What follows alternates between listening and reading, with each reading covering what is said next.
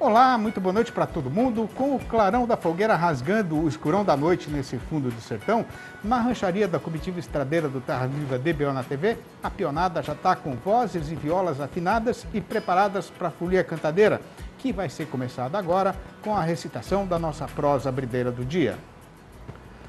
Depois da forte ventania que chacoalhou a pecuária brasileira nestes últimos dias, por causa dos 2 casos de falsa vaca louca encontrados em fêmeas de era avançada, todo mundo que ganha a vida na lida de criar e engordar boiada está em grande ansiedade, esperando para ver o que é que vai acontecer com as exportações de carne bovina, e especialmente para a China, que é o nosso principal freguês no mercado internacional.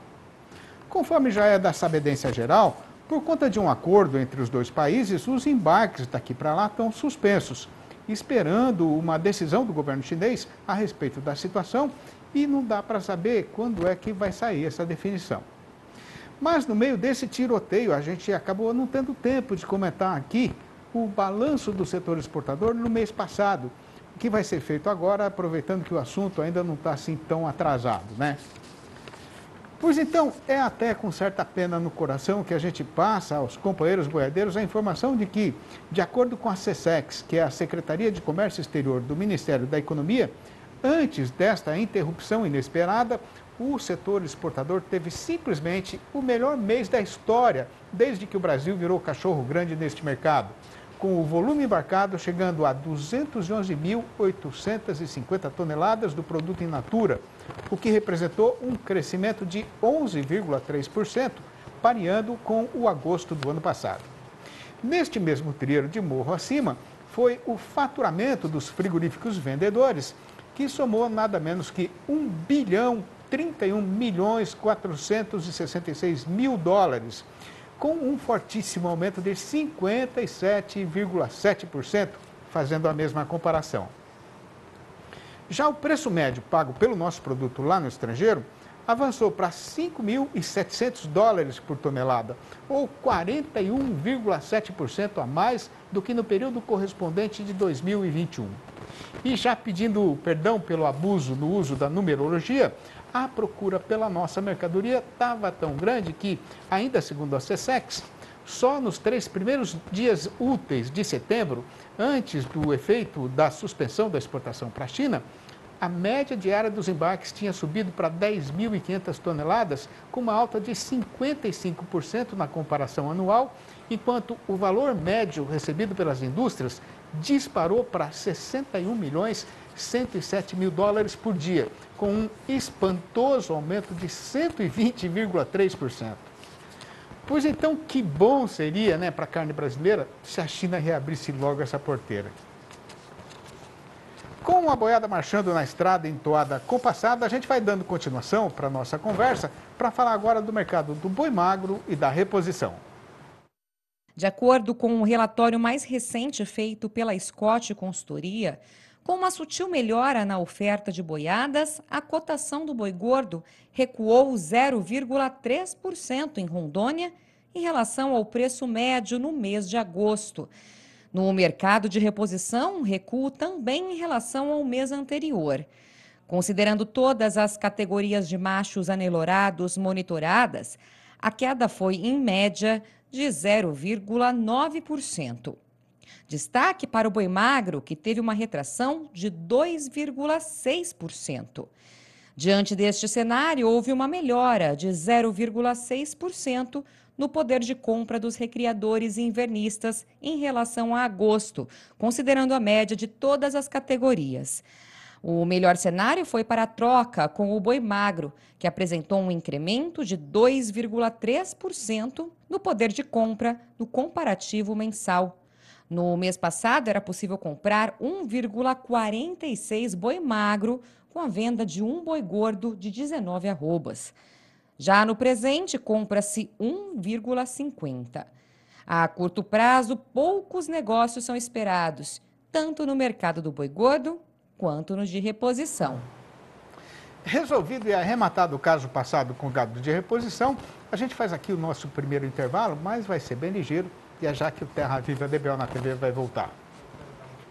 A OIE, que é a Organização Mundial de Saúde Animal, mandou publicar na segunda-feira, dia 6, um comunicado oficial reconhecendo que os 2 casos de falsa vaca louca encontrados aqui no Brasil não representam nenhum perigo para o rebanho nacional nem para a saúde das pessoas. Isso significa que o país continua sendo considerado como de risco insignificante para a ocorrência da forma clássica da doença. E a entidade não recomenda nenhum tipo de embargo contra a carne e o gado brasileiros. A questão agora é saber qual vai ser a posição da nossa freguesia a respeito do caso acontecido e qual vai ser o efeito disso na cotação da nossa mercadoria aqui na Praça Caseira e no mercado internacional também, né? Pois então, para campear maior entendimento da situação atual, a gente está contando com a ajuda providencial e competente do engenheiro agrônomo Alcides Torres, o Scott, diretor e analista da Scott Consultoria, que vai participar da nossa entrevista do dia falando ao vivo pelo computador, diretamente de Bebedouro, aqui no interior paulista.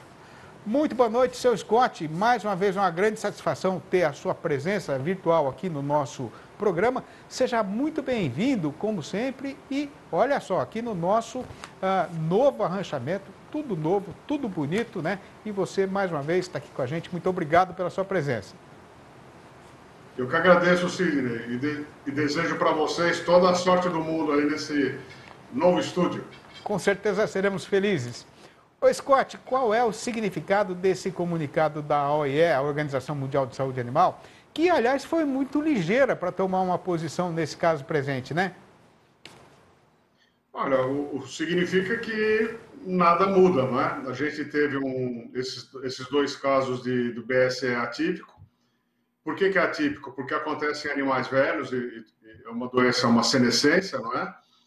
E isso não traz risco nem para a saúde humana e nem para a saúde bovina no Brasil, que não utiliza resíduos de origem animal. Ou seja, nada mudou do ponto de vista de status sanitário do Brasil com relação a essa doença. Bom, agora, com esse comunicado da OIE, a situação está resolvida e os nossos problemas acabaram, Scott? Em tese sim, né, Sidney? Agora a gente precisa esperar os chineses, né? Como falou o Garrincha, vocês explicaram esse drible para os russos, não é? Do ponto de vista teórico, sim, já está tudo resolvido, o Brasil não tem mais que fazer nada, e agora é esperar a manifestação da burocracia chinesa. Agora, tirando então a China, né? E falando assim no geral da nossa freguesia internacional, você acha que existe algum risco de boicote ou suspensão das nossas exportações? Olha, do ponto de vista de sanidade animal, não, né? Só se vier especuladores aproveitando um fato para ganhar em cima. Mas eu acredito que não, porque existe pouca oferta de carne no mercado internacional, ou pouca oferta, assim, não é abundante como normalmente é, e não seria muito inteligente tirar o Brasil dessa parada. De qualquer maneira, o Brasil, todos os procedimentos que o governo brasileiro adotou, que os frigoríficos adotaram, correram para apagar o incêndio, e o incêndio foi apagado. Só falta agora o mercado internacional compreender isso. E a respeito da China, Scott, o que é que a gente pode esperar do comportamento deles em relação à retomada das exportações de carne daqui para lá? Olha, foi como você mesmo disse, né? Em agosto foi um recorde de exportação, um belíssimo desempenho, e a nossa expectativa é que a China volte comprando e que o Brasil bata outro recorde de exportação, cuja expectativa nossa era um aumento de 4% a 6% em relação a 2020. Você acha que vai dar para compensar esses dias aí que a gente está sem exportar, depois eles compram mais para compensar isso, Scott? Eu acho que sim. Se acontecer o mesmo que aconteceu em 2019, Sidney, a gente vai recuperar essas perdas com relação à exportação. O que está pegando é que quem tinha boi para vender agora, boi confinado, vai amargar certa dificuldade, porque a cotação da arroba hoje, por exemplo, na Praça de São Paulo, caiu R$10 por arroba, tá? Não teve negócio. Mas agora a gente está nesse jogo de novo de gato e rato, né? Quem estava na bolsa na posição invertida perdeu dinheiro, e agora, com a queda da cotação do arroba do boi gordo, quem tem boi para entregar agora vai passar por maus bocados. Agora, voltando ainda para a questão da China, né, Scott, se eles resolverem engrossar a conversa com o Brasil, Você estava falando aí da oferta mundial, né? Onde eles vão arrumar carne para comprar? Quer dizer, eles vão ter que comprar da gente. Isso é que dizem, mas a gente tem os Estados Unidos, que são um tremendo de um fornecedor de carne, você tem os argentinos, apesar do governo que está proibindo exportação, e, é claro, você tem a Austrália. A China diminuiu as compras da Austrália por motivação política, mas ela pode muito bem reverter essa posição e voltar a comprar da Austrália. Ou seja, nós temos 5 concorrentes no mercado internacional. Agora, antes do aparecimento desses 2 casos de falsa vaca louca, né? Qual que era a previsão aí de vocês na Scott para as exportações de carne do Brasil para a China daqui para o final do ano, Scott? Olha, são 2 fatos aí, né? Com relação ao mercado interno, a gente achava que essa sobreoferta que vinha acontecendo na última quinzena de agosto, ela se extinguiria em meados de setembro e a exportação ia continuar firme e forte até dezembro, né? Até novembro e dezembro, tá? Com essa parada da exportação, a gente acredita nisso novamente, talvez até a gente entre um pouquinho em janeiro, e a firmeza do mercado também foi adiada, foi estendida para meados de outubro, é claro, pensando numa resposta positiva da China com relação à importação da carne brasileira. Agora, olhando aqui para o nosso próprio terreiro, Scott, o que é que deve acontecer com o preço do boi nesse prazinho mais curto que está bem aqui na nossa frente? Puxa, Sidney, eu não gosto de pregar baixa nem alta, mas nesse prazo curto a cotação já caiu, tá? Então agora a situação está difícil, ainda mais agora com dificuldade de transporte, com o pessoal interrompendo estrada, a gente vai ter um represamento e depois nós vamos ter um desrepresamento. E aí a coisa, ninguém sabe o que pode virar, tá? É uma situação de instabilidade total hoje. Agora, hoje o confinador tem fôlego e bala na espingarda para continuar segurando no piquete o gado que já está terminado, esperando o preço, ou esperando essa situação acalmar? Ô Sidney, alguns têm, outros não, tá? Mas tecnicamente ninguém segura boi no confinamento quando ele está pronto, porque a conversão alimentar é pior, começa antes. A gente teve hoje com queda de produção, geada, queda de fogo, né? Ficou muito difícil comprar alimento para compor a ração. Então você tem grandes frigoríficos de grande porte com estoque, mas você tem muito frigorífico de médio porte já sem muitos dias pela frente, sabe? Então a situação é difícil. Você tem gente que está com folga e gente que está sem folga. Scott, quer dizer que não tem nenhuma possibilidade de sobrar carne aqui no mercado interno? Não, acho que não. Pode ser que parte dessa carne que seria exportada vá para o mercado interno, mas eu, apesar disso, eu não acredito em queda do preço da carne para o consumidor, tá? Porque os abates já vinham muito ajustados à demanda interna, que está pequena, que caiu, não é? E eu acho que os próprios supermercados, mesmo que o preço da carne caia no mercado atacadista, o supermercado segurou muito as pontes. A tendência dele é aproveitar agora e dar uma recuperada no que ele perdeu ao longo do ano. Tá certo. Scott, muito obrigado por mais a sua participação aqui no nosso programa. Você sabe que você é de casa, né? E a gente vai continuar acompanhando e pedindo ajuda para vocês aí para entender a situação. Obrigado, abração, viu, Scott? Obrigado, Sidney, mais uma vez. Boa sorte, sucesso para vocês aí. Até semana que vem, se Deus quiser. Até.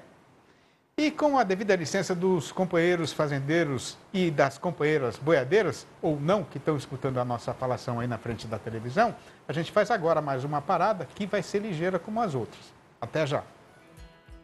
Os produtores rurais do semiárido brasileiro estão recebendo um grande reforço para aumentar a produtividade e a lucratividade da atividade leiteira. É o programa Agronordeste que está levando assistência técnica e gerencial do Senar para esta grande região do sertão brasileiro. No município de Lontra, no norte de Minas Gerais, é o seu Vander que recebe este importante apoio na produção.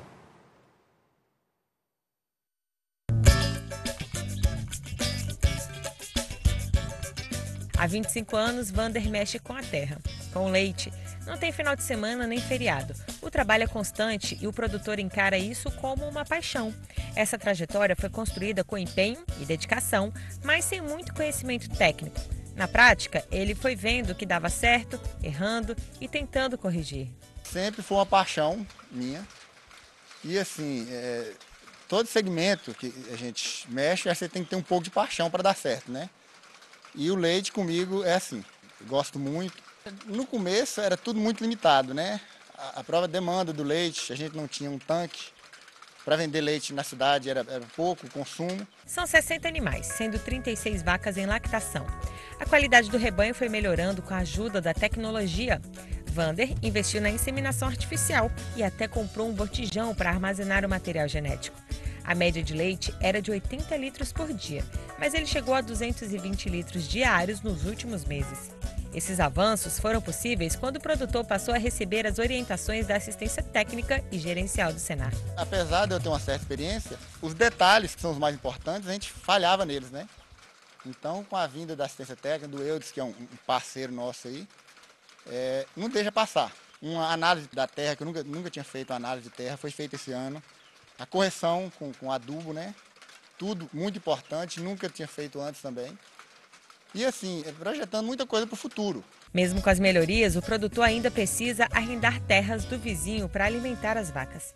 Esse é um problema comum na região por causa do clima. A nossa região ela é uma região semiárida que tem dois problemas. O primeiro é a pouca precipitação ao longo do ano e o outro é que essa chuva ela acaba sendo mal distribuída ao longo do ano e se o produtor não for organizado, não fizer um planejamento adequado, os animais acabam que fica, né, sem comida uma parte do ano. Isso aí acaba prejudicando demais os índices produtivos da propriedade. Mas o custo do arrendamento está com os dias contados. Uma das mudanças trazidas pelo Senar foi a utilização do pastejo rotacionado, que vai ser feito na propriedade. Além disso, a alimentação balanceada, de acordo com o que a vaca produz, também foi sugerida. Por fim, o técnico orientou sobre uma nova área para o pasto, que vai garantir volumoso suficiente durante a estiagem. A intenção é substituir a cana-de-açúcar com ureia pelo BRS Capiaçu, que além de ter uma qualidade nutricional melhor, tem maior produtividade por hectare. Ele já tinha umas mudas, né, de capiaçu que ele tinha adquirido. Eu falei, não, Wander, vamos multiplicar o máximo que a gente conseguir, que o capiaçu já é um alimento melhor do que a cana, nutricionalmente, e ainda com uma produtividade melhor. A gente consegue fazer aí 3 a 4 cortes por ano, dependendo aí do manejo que a gente está utilizando no capiaçu. Então, a gente fez a multiplicação, que é justamente para poder atender as exigências desses animais aí durante todo o ano. O programa Agronordeste é uma iniciativa do Ministério da Agricultura e da Agência Nacional de Assistência Técnica e Extensão Rural. O atendimento aos produtores é realizado pelo Senar, nos 9 estados da região Nordeste e no norte de Minas Gerais. O feedback reportado por parte dos produtores, até mesmo os relatórios que nos é enviado, ele é muito positivo. Tem sido muito positivo em todos os municípios que eu tenho percorrido. Até hoje já foram atendidas mais de 23.500 propriedades rurais, que atuam em 16 atividades do agro. Um trabalho com excelentes resultados que vem estimulando cada vez mais os produtores do semiárido brasileiro. Os produtores eles estão servindo de espelho para outros produtores do município. O resgate desse produtor rural em acreditar na atividade. E veja a seguir, o comprador de gado aumentou a pressão derrubadeira em cima da cotação, mas a melhora da demanda aqui no nosso próprio terreiro não está deixando a arroba se largar de vez para o fundo do despenhadeiro. Já que a gente vai voltar, aguarde. Levantando a aba do chapéu para fazer no céu a leitura dos sinais do tempo, a gente embica agora a prosa na diretora do mercado do boi gordo para saber qual é a condição em que está sendo feita a negociação e como foi a variação no dia da cotação da nossa mercadoria. Depois da parada por causa do feriado e ainda no meio do salseiro provocado por causa dos casos de falsa vaca louca encontrados no país na semana passada, o mercado pecuário brasileiro voltou a funcionar nesta quarta-feira. Logicamente que ninguém estava esperando uma situação de normalidade na nossa praça boiadeira, né? E o que tem para ser contado é que o carretão pegou sim o rumo de descida no estradão, mas a pressão baixista em cima da cotação está até um pouco menor do que era o esperado. A primeira questão que é merecedora da nossa atenção é justamente o fato de que está tendo negociação. O que quer dizer que, nesta hora tirana de agora, A demanda por carne aqui no nosso próprio terreiro está ajudando, pelo menos, a não deixar o valor da arroba afundar de vez no despenhadeiro. A explicação para esta situação atual é que, apesar do furdúncio geral, estando o calendário no período de pagamento do salário ao trabalhador empregado, algum movimento vai ter no balcão do açougue e o comerciante vai precisar de mercadoria para atender a sua freguesia. Pois então, é muito interessante reparar que, mesmo sem saber direito o que é que vai acontecer com o setor exportador, o comprador não está tendo força suficiente para derrubar o preço no tanto que ele queria e gostaria. E a gente ainda tem de levar em consideração a questão da oferta de gado confinado, que deve continuar crescendo, primeiramente porque os animais já estão prontos para comercialização e, segundamente, porque neste ano presente, mais do que nos outros, o confinador não vai poder segurar muita boiada engordada nos piquetes por causa da disparada do seu custo de produção.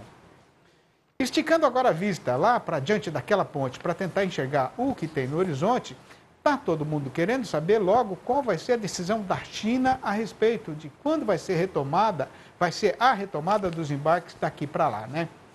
A impressão de quem conhece o freguês é de que a precisão deles é grande, o que significa que a reabertura não deve demorar. Mas o problema é que um só dia com essa porteira fechada já é uma verdadeira paulada para toda a cadeia produtiva da carne bovina brasileira, né? No balanço do dia da Scott Consultoria foram apuradas mudanças nas cotações em 9 das 32 regiões pesquisadas no Brasil inteiro e em todas elas a arroba caiu. A lista destas derriçadas foi encabeçada por Belo Horizonte, a capital das Minas Gerais, onde o tombo foi geral, com o boi indo para R$ 298,50 e a vaca para R$ 283,50 a prazo e livre do Fundo Rural. Em Dourados, no estado de Mato Grosso do Sul, o macho voltou para R$ 305,50 e a fêmea para R$ 291,50. Em Cuiabá, capital de Mato Grosso, o boi piorou para R$ 289,50 e a vaca para R$ 279,50.